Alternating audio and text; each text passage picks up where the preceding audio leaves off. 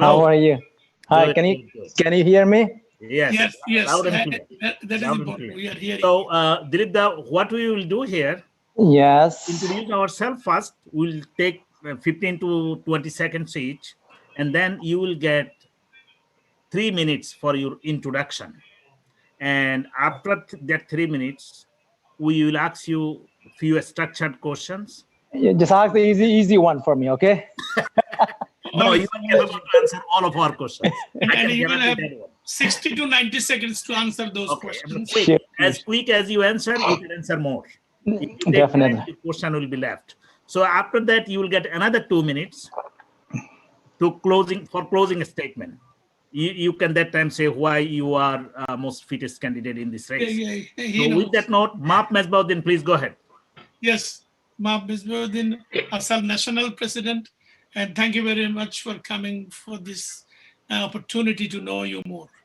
Mohammed Karim Chowdhury, National Secretary ASAAL. Chapter President Mujibur Rahman, please. Yes, Dr. Mujibur Majumdar, Brooklyn Chapter ASAAL President. Soyed Tahmidul Haq, Bronx Chapter. Good evening. This is Soyed Tahmidul Haq, President Bronx Chapter. Thank you. Monirul Islam, President Queen Chapter. MD Monirul Islam, President Queen Chapter. ASAAL. Arafat Hussain, President US Capital Chapter. Hi, Mr. Candidate. This is Sharafat, US Capital Chapter President. Thank you. Farooq Bhai, New Jersey. Farooq Hussain. Hi, this is Farooq Hussain. I'm ASAAL President, New Jersey Chapter. MD Alauddin, Bronx. No, sorry. MD Alauddin, Bronx. He's not there. Please keep yourself muted. Thank you. Harjit Minhas, go ahead. Harjit Minhas, Secretary Queens. Hello, yes. My name is Harjit Minhas. I'm the Queen Chapter Secretary. Adan Islam. Adan Islam, are you there? Nurul Haq, Executive Vice President Queens. Nurul Haq bhai. Hello, Dilip Nath. How are you? Thank God, thank God. Welcome to ASAAL screening, brother. This is, as I said, Nurul Haq, Vice President ASAAL. Wish you good luck. Okay, very good. Shahana Appa. Hi, this is Shahana Begum, National Women's Chair of ASAAL. Very good. Sultana Khanum. Political Action Director, Queens Chapter. নামটা বলতে হয় না, আমি বলে দিছি সুলতানা আপার নাম। আফরোজা আপা। Hi, my name is Afroza. I'm the Vice President of ASAAL, Queens Chapter. Sharmin Tahir. Sharmin Tahir, ASAAL member, Queens Chapter. Akbar Hussain. Akbar Hussain, Executive Director, New Jersey Chapter. Very good, very good. Let's Nasir see. Mia. Nasir Mia. Vice President. Nasir by Bronx, Nasir Mia. Yeah, Vice President Bronx Chapter. Okay, very good. Reginald Raja Karuna. Reginald Raja Karuna, Secretary Staten Island, Chapter ASAAL. Very good. Okay. USA News Online, Sakwat Hussain Selim. Selim bhai, unmute and talk, please. Sakwat Hussain Selim bhai. He's there. Sakwat Hussain Selim, editor USA News Online. Very good. We want to see your face. We want to see your face. We don't want to miss you. I think everybody done, unless I miss someone. Okay, we'll bring them later. Continue. Now, Dilip Da, just first 3 minutes. Please go ahead. We are timing you. Well, thank you. Thank you for allowing me to introduce myself to you. I'm a proud founding member of ASAAL. It's good to be back in front of brothers and sisters. And I came to America from Bangladesh at a tender age of 16. I arrived alone. My parents sold part of their personal property to finance my trip to JFK. And I honor their sacrifice, and I work hard to honor them every day. I touched down on JFK Airport, and within a very short trip on the Banwick Expressway, it led me to my new home in Queens. And since then, I have been living here in the same district for the last 30 years, where I bought my home, raised 2 of my boys. They both attended public school, Um, on day one, I started working in the construction site, and then, drove cab and put myself, work in a restaurant and put myself into college. While I was in college, I got involved with NYPIRG, New York Public Interest Research Group. That's when I actually began to learn the American politics and civic and engagement. After I graduated from SUNY, I briefly worked in the private sector, then came back and joined the public sector for the last 20 years. I have been working for the state organization where I solidified my leadership as the transformation leader in the healthcare and higher education. So I like to call myself as an organizer, a financial expert, a technologist, and innovator. I'm running for city council because I wanted to bring a fresh perspective to move our district forward, to take our city to the next level. Thank you. And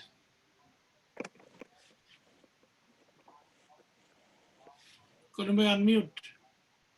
Yeah, I said you take over from now. You run it. Oh, okay, no problem.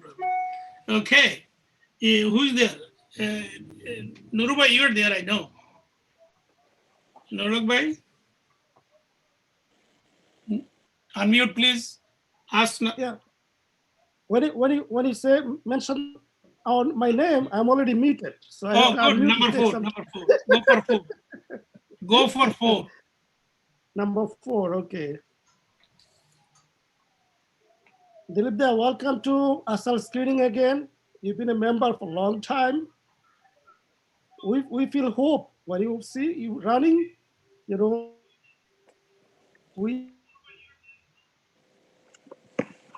So congratulations again.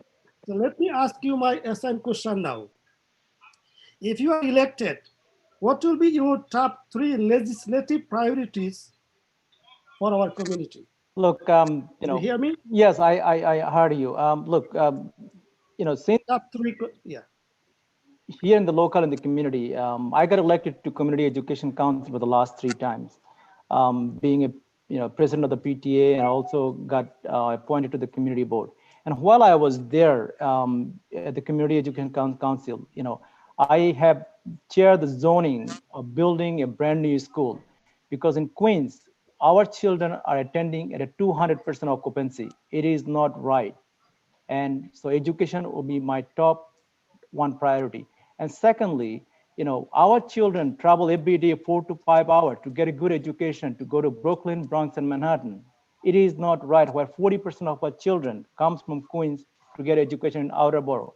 As your council member, I will advocate to build a brand new specialized high school here in Queens. And secondly, during the COVID, what we learned, Queens has become the epic of the epic center. It is by no surprise, because we have far less hospital bed than any other borough in the city.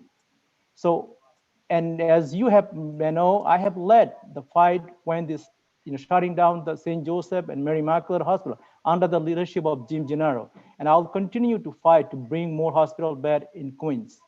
And other thing, my opponents, some of my opponents, they wanted to defund the police. Look, I think we don't need to defund. It's a very rhetoric. We need more police, and that can work with the community. What we need to do, review the police department and cut down some of the waste. They have $400 million we spend every year on the police department on overtime and just having the police officers sitting at the court. And you know that by introducing technology, some of this hearing can be done using Zoom and other technology. So my focus would be introducing technology and saving $400 million and bring those back and invest into the community. And these would be my top priority. Another thing is housing. I'll be very brief on that. We have a huge housing crisis across the city, but in Queens more particularly. I've been advocating and proposing to legalize the basement because people are already living there. Why not legalize those? But homeowner alone cannot legalize those basements. We need to help them. We need to incentivize them so they can legalize. Now, when we legalize those basements, city should not just impose additional tax on them, because every time you increase an occupancy, you increase the tax. So the point that I'm trying to make is to solve the housing crisis. We help the homeowner, and also we help the tenant who wants to live. So we get rid of the quote unquote illegal living once for all. Thank you. Okay, good. Munir, Munir Islam, you're there, MD Munir. Number 2, please. Unmute. Munir, unmute. Good evening, Dilip Nath. According to our organization, I ask you a question. Describe ranked choice voting in elections. Is it good for our community? Do you support it? Why and why not? Of course, look, back in 2017, this city has voted on a referendum for the ranked choice voting because immigrant community and minority community who have been marginalized. Our vote has been disenfranchised. Is it on 17? November 5, 2019. 2019, no, the 17 was voted on referendum. Yeah. Now, recently, what have you have seen? There are some of the Democratic leader and city council member. They filed a lawsuit to delay or postpone the ranked choice voting, and I actually filed a counter suit, and we own that lawsuit because look, the reality is, postponing or delaying ranked choice voting, I call it the modern day voter suppression. Look, ranked choice voting will help people like me, people like our community, get a vote, get a chair at the desk on the 51 council, because historically it shows that in San Francisco, in other places, by ranked choice voting, what you are doing, you are building a coalition. You are building a coalition not only among your community but with the larger community at large, and every one of them bring a good idea, right? If we can mobilize and galvanize and build a coalition, you will have a solid leader who can represent our interests. So that in old days, when somebody get 20%, 25%, they get elected, where 80% of the people may not like that person, right? Or didn't vote for that. But at least will rank choice will ensure that whoever we elect must get 50% of the vote. So I think it's a good thing for the community. It will get rid of a lot of the interest group that exists, and also it will bring a transparency and fairness in the community. And thank you. Yeah. Thank you. Sharabat Hussain Babu, number 7. Babu, are you there? Yes. Yes, number 7. I know, please. Number what? Number 8? 7. You have a question, number 7. Okay. Mr. Candidate. Yes. How are you? I am well, thank God. Yeah, you're looking great. Okay. What you will do to help us establish more culturally sensitive in language, religious, observant, senior center programs across the city? Look, the reality, first and foremost, many of our school, right? Today, we are not offering the class that can offer like in Bangla or Hindi or other languages, right? Now, because one of the things is the lack of funding. Now, the city has a rule. If you have a few students that are showed interest to learn a Bangla or learn another language or learn a dance or music, we should offer their class and we should train the teacher. But the problem is, New York City, our children, for 1.1 million children, we have not gotten our fair share. The state has owed us $20 billion. We need to bring those dollars back into the district and invest so we can create those programs, train more teachers who can train our children. If you want to keep the culture, those who came here at the age of 16, 17 or later, we kind of understand our culture and we are going to root for our culture. What the challenge is really my two boys who was born here, how do we teach them? How do we transform our culture if we don't teach them at this school, right? So I think investment needs to be done at the school level. And secondly, with the community center, some of the discretionary funding are solely taking place is really by the interest group, those who funding the campaign, and that needs to be stopped. And the way you do it, really introduce a participatory budget so that community have a voice on which project, which senior center, which program you funded from the discretionary funding. So I think those are the things will empower our community and we can, keep our culture going here in the borough of Queens. Thank you. Sharmin, number 13, Sharmin Sultanat number 13. Shamin, are you there? Yes. Yes. Number 13. Yeah, I think he already talked about police defunding, so I'm just asking the question.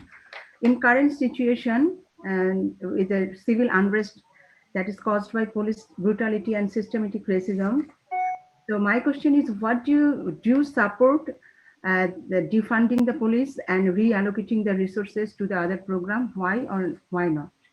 Look, like I said, I think defunding the police is a very harsh, is a rhetoric. One of the things, words matter, and we have been saying it, for a long time.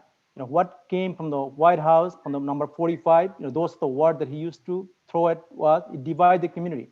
I think exactly the same tone, defunding police, is it too harsh? Is it too of rhetoric?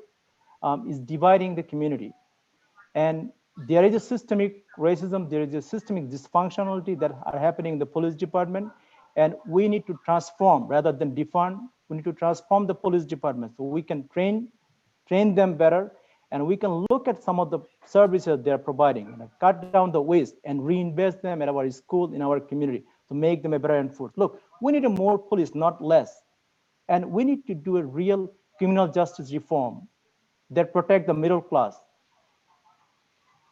Those are the things that I would be proposing as your council member. Sultana, number 15. Sultana, are you there? Yes, she's there. Number 15. Hello, Dr. Dilip Nath. My name is Sultana. I have a question. You said number 16, Karime? 15. 15. 15. Okay. My question is to you that, during the Bloomberg administration, NYC saw an increase of luxury housing, thereby creating a large homeless population. The rent control and rent stabilization laws. What plan would you advance to deal with the lack of availability of decent, affordable, low and modern income housing? What's your plan? Look, the affordable housing is a term they use very loosely. What is affordable in somewhere in Manhattan, it may not be affordable here in Queens, right? So we need to kind of define that, what is really affordable is. And more importantly, if you look at the entire city, for the last 2 decades, there has not been an investment made here in Queens to build affordable houses. That is really plain and simple, right? Because Queens is not getting its fair share. Here in the borough of Queens, 51% people that live in this borough that born outside of America. That means immigrant community systematically is not getting its fair share. The city need to invest more here in Queens to build more truly affordable housing and define the medium income that are in Queens, not at a level of Manhattan. But most importantly, I think to immediately solve some of the housing, we must legalize the basement to help the small, landlord and also the tenant, and get rid of the stigma of living illegally, and also bring some safety those who are living in the basement. Thank you very much. Just a related question, Mr. President, that Mr. Nath, so what is your specific plan in order to, in order to lack of availability for the modern income housing? What is your specific plan?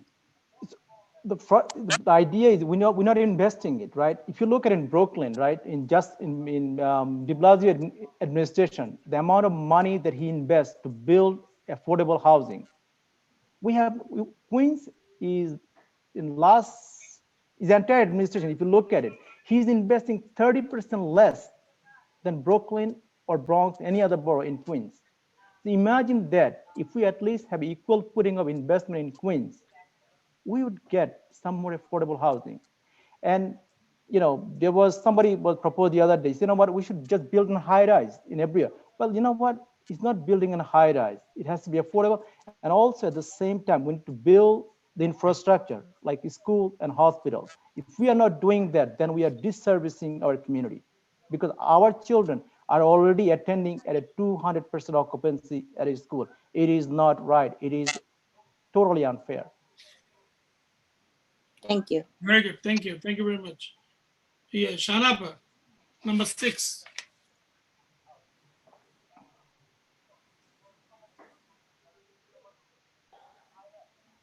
Unmute করেন। Shanaba, are you there? Farooq, Yes, Misbah bhai. go same number 6. Number 6. Okay. Hi, good evening, Mr. Dilip. Welcome to here ASAAL screening meeting. My question is, what is your position regarding for the profit charter school, and what is your position regarding co-locate charter school within public schools? Look, there's a huge loophole in charter school, right? People are getting a license for one charter school, and then under the same license, they're building multiple. And we are basically shifting the hard-earning taxpayer dollar into this profit-earning corporation. And we must rethink how we, issue a permit for the charter school. Look, we need to invest in one of the greatest school systems that we have, and we can do better. The lack of leadership from the mayor and the chancellor is letting our children fail. And during the COVID, what we have seen, lack of providing technology, lack of instruction, lack of leadership, in-person, remote, we failed our children. We are failing our future generation. If we want to thrive in this country, if we want to grow, and the hope that we have is really providing good education to our children. And we know that we all understand that public school is our hope. A specialized high school is our greatest hope to educate our future generation. And we must invest in a public school system. Thank you. Dr. Mujibur Rahman, number 22, 22. Yes. Welcome, Mr. Dilip Nath, and thank you for participating in today's program. I really appreciate you running for this position at a young age. Congratulations for that. Now, my question is that after our endorsement, we will work extremely hard to get you elected. If elected, will you lead an ASAAL caucus in the city council? How will you and your staff make sure to maintain a strong, continuous relationship with ASAAL? Look, obviously the question is yes. The point is not creating a caucus. There is so many caucus already there, but make it a meaningful, make it an engagement with the community. Do some actionable item, right? Recruiting our people from the community, right? And there are so many jobs that our people are eligible and qualified for that, right? So caucus need to advocate those, not just creating a caucus and have a holiday party once a year and invite the labor, right? But no, we are going to build a true partnership with labor union, with ASAAL, with community organization like ASAAL, so that we can have a stronger relationship that can really directly help the community. So yes, the answer is of course yes, but I want to make it much more meaningful than the caucus that exists today. Adan, are you there? Adan? Alauddin? I saw you. Alauddin, are you there? Yeah, he's here. Alauddin just came in. Alauddin, unmute yourself. Number 10. Alauddin, unmute yourself, please. Okay, Alauddin is not there. Okay, so the idea is very simple. Now is the conclusion, because this next 2 minutes, you will be convincing this panel, endorsing you, where there are 4 Bangladeshis, 6 South Asian, and 9 candidates. Why will be endorsing you and how you want to win? Thank you. Again, thank you for allowing me to speak before you tonight. COVID-19 has deadly exposed some of the flaw in our city. It has destroyed our economy, devastated our senior, and we must rebuild this city. And we must rebuild we must rebuild an equal city where our children has the greatest opportunity to get the education. We can build new hospital bed. We can rebuild our small business to create a new job, right? And I think I have a pathway to victory. The victory because my long-standing roots working in the community, not in South Asian community, but every community. Being in the Community Education Council, work across the borough, across the district, being in the community board, work on the capital project. And also recently I was appointed at the Milundaka's transition team, where I had chaired the creating a brand new immigration center where we are, she is recruiting 4 attorneys and several community liaison to engage the community with the DA's office. So these are some of the work that I have been doing. And also in my campaign, just in a short, 2 months, about 350 people contributed in our campaign, and almost half of those contributions come from my district, not from a special interest group, not from real estate developer, coming from the district. That shows that how strong community-based support this campaign is. Recently also I've been endorsed by Ms. Crowley and also Assemblywoman Kathy Nolan, and there are many more endorsements coming, from the union and the other elected officials. And of course, there are several former city council candidates like Florence Fisher and David Rice already has endorsed my campaign. And I've been, meeting with all of the community leaders, and they're giving me nothing but hope that we can bring this home. And with your help and support, we will bring it home. And I will not let ASAAL and my brother and sister down, because I work hard every day, and I'll continue to work hard every day. I'll bring a 21st century to lead our borough and lead our district to the next chapter. So again, my name is Dilip Nath. I'm asking you to use your voice on February 2nd, so I may use my voice in the city council so that we can rebuild this city together. Thank you. If you like to know more about me, you can visit at nath4ny.com. Thank you. Yes. And wish you the best of luck. I think you have presented you well. We have heard all the 7 candidates. We'll be discussing and we'll be deciding in a few days. We'll get back to you. And of course, after our endorsement, anyone from ASAAL can join you team in case we don't endorse you, or any one of the candidates they can support. But of course, ranks voting is very important. So we heard from you. So with that note, wish you the best of luck. Please stay, work hard, and it is the only way to win. Thank you. Thank you. Okay, thank you. Bye-bye.